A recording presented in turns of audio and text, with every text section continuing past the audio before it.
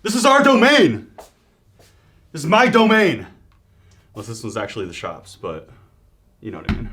Ladies and gentlemen, we are back with another thick boy from RockShox, the Domain. Let's talk about it.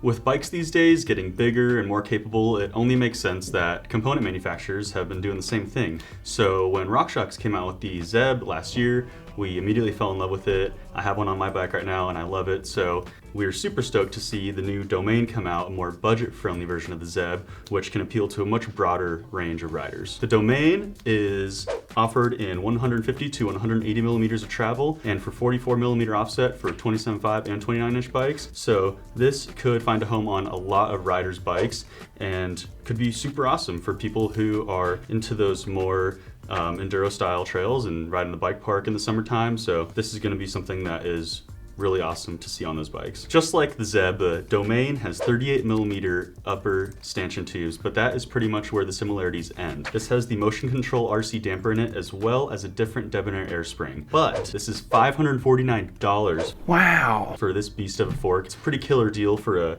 enduro fork like this.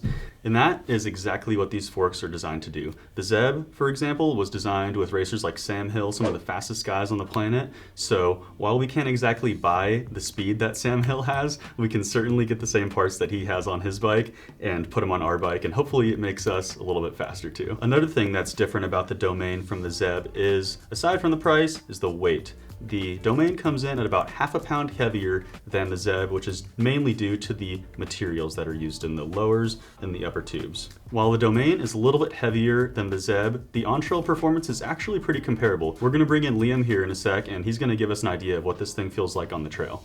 So today I am here with Liam.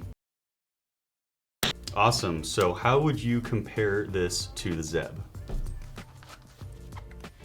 So comparing this to the ZEB is obviously it's more expensive, brother.